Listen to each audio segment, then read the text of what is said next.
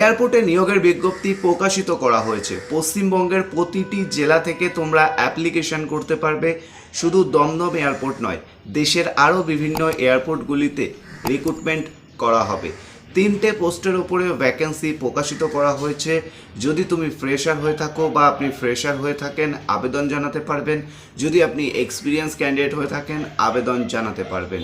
3টে পোস্ট রয়েছে। প্রথমে রয়েছে র্যাম্প অপারেশন, এছাড়া রয়েছে টার্মিনাল সার্ভিস, এছাড়া সিকিউরিটি। অর্থাৎ 3টে পোস্টের জন্য কিন্তু একেবারে নতুন বিজ্ঞপ্তি প্রকাশিত করা হয়েছে। সরাসরি অনলাইনে আবেদন প্রক্রিয়া শুরু হয়ে গেছে। অফিসিয়াল ওয়েবসাইটের মাধ্যমে তোমরা অ্যাপ্লিকেশন করতে পারবে। তোমাদেরকে কোথাও যেতে হবে না। সম্পূর্ণ চাইলে তোমরা বাড়িতে স্মার্টফোনের মাধ্যমেও আবেদন করতে পারো, বা যদি চাও যে কোনো রকম সাইবার ক্যাফেতে গিয়ে আবেদন করবে, সেটাও চাইলে কিন্তু তোমরা করতে পারো। সরাসরি অফিসিয়াল বিজ্ঞপ্তি প্রকাশিত করা হয়েছে। তো আমি আপনাদের সাথে শুভজিৎ, আপনারা দেখছেন আমাদের YouTube channel S&S solution unit.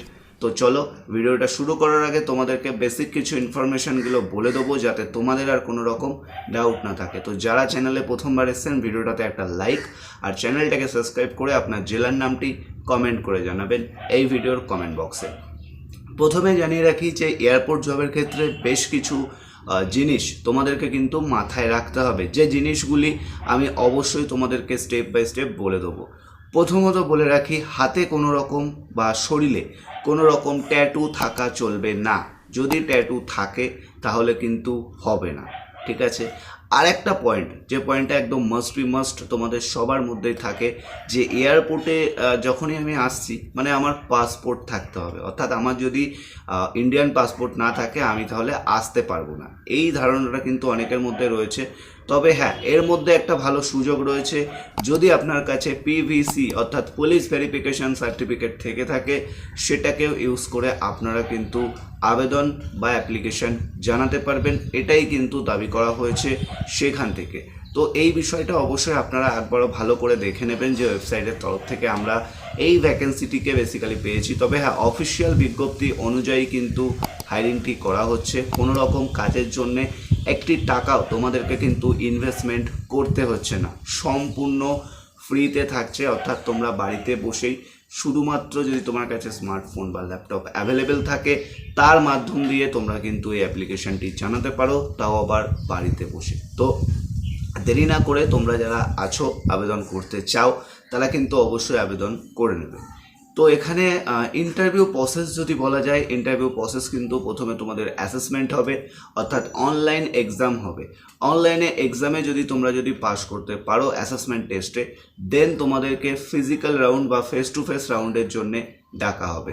আবারও বলে রাখছি, শুধু কলকাতা নয়, অল ওভার ইন্ডিয়ার বিভিন্ন এয়ারপোর্টগুলিতে কিন্তু নেওয়া হবে।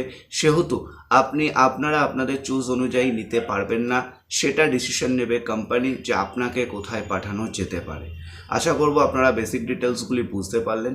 এবারে আমরা কি করব, সরাসরি যে ডিটেলস পোস্ট হয়েছে ওয়েবসাইটে, সেটারই আমরা একটা PDF ফরম্যাট বানিয়েছি। সেখানে একদম ভালোভাবে বাংলা ভাষাতে লেখা আছে। সেগুলি আপনারা কিন্তু অবশ্যই আমি আপনাদেরকে স্ক্রিনে শো করব, এবং স্টেপ বাই স্টেপ ব্রিফিং করে দেবো, বুঝিয়ে দেবো, যাতে আপনাদেরও সুবিধা হয়, ঠিক আছে? তো সেহেতু ভিডিওটি কন্টিনিউ দেখতে থাকুন। আর হ্যাঁ, ভিডিওটাতে এখনও লাইক না দিয়ে থাকলে লাইক দিয়ে থাকুন। তো চলুন ভিডিওটি কন্টিনিউ দেখা যাক। তো দেখুন বন্ধুরা, এখানে কিন্তু আমরা সম্পূর্ণ অফিসিয়াল বিজ্ঞপ্তি অনুযায়ী যে বিষয়গুলি লেখা রয়েছে সেটাকে ওপেন করে নিয়েছি। প্রথমে যে বিষয়টি এখানে মেনশন করা রয়েছে, আপনারা দেখতে পাচ্ছেন, ইন্ডিগো এয়ারপোর্ট অপারেশনে জরুরি নিয়োগ করা হচ্ছে। অর্থাৎ এই নিয়োগটি কিন্তু একদম জরুরি ভিত্তিতে করা হবে, এবং তার অফিসিয়াল বিজ্ঞপ্তিও কিন্তু অলরেডি প্রকাশিত করা হয়েছে, ঠিক আছে? নেক্সট গিয়েছে, সারা ভারতের বিভিন্ন শহরে বা বিভিন্ন বিমানবন্দরে কিন্তু নিয়োগ করা হচ্ছে। বিমানবন্দর বলতে যেটাকে আমরা বেসিক্যালি এয়ারপোর্ট বলে থাকি। তো সারা ভারতের, আমি ভিডিও শুরু থেকেও বলে এসেছি যে অল ওভার ইন্ডিয়ার বিভিন্ন এয়ারপোর্টগুলিতে কিন্তু রিক্রুটমেন্টটি করা হচ্ছে। নেক্সট আমরা চলে আসছি নিয়োগের পদসমূহ, অর্থাৎ কোন কোন পদে, যেটা ভিডিও শুরুতে আমরা বলেছি। প্রথমে রয়েছে টার্মিনাল সার্ভিস, অর্থাৎ টার্মিনাল সার্ভিসে আপনাদের নেচার অফ ওয়ার্ক বা কী কী কাজ করতে হয়ে থাকে সেটা এখানে লেখা আছে। দেখুন, প্রথমেই রয়েছে যাত্রীদের চেকিং, চেকিং ও বোর্ডিংয়ে সহায়তা করা, অর্থাৎ যখন প্যাসেঞ্জার আসছে তাদের চেকিং এবং বোর্ডিংয়ের জন্যে সাহায্য করা। লাগেজ সংক্রান্ত, অর্থাৎ তাদের যে ব্যাগ রয়েছে সেই সংক্রান্ত পরিষেবা দেওয়া। যাত্রীদের প্রশ্নের উত্তর দেওয়া, অর্থাৎ কাস্টমার বা যারা ট্রাভেল করছে তাদের যদি কোনো প্রশ্ন থেকে থাকে সেটার উত্তর দেওয়া। উন্নত কাস্টমার সার্ভিস নিশ্চিত করা, অর্থাৎ কাস্টমার যাতে কোনো রকম সমস্যায় না পড়ে সেই দিকটাও কিন্তু খেয়াল রাখতে হবে। তার মধ্যে কার রয়েছে, টার্মিনাল সার্ভিসের কাজের মধ্যে কিন্তু থাকছে।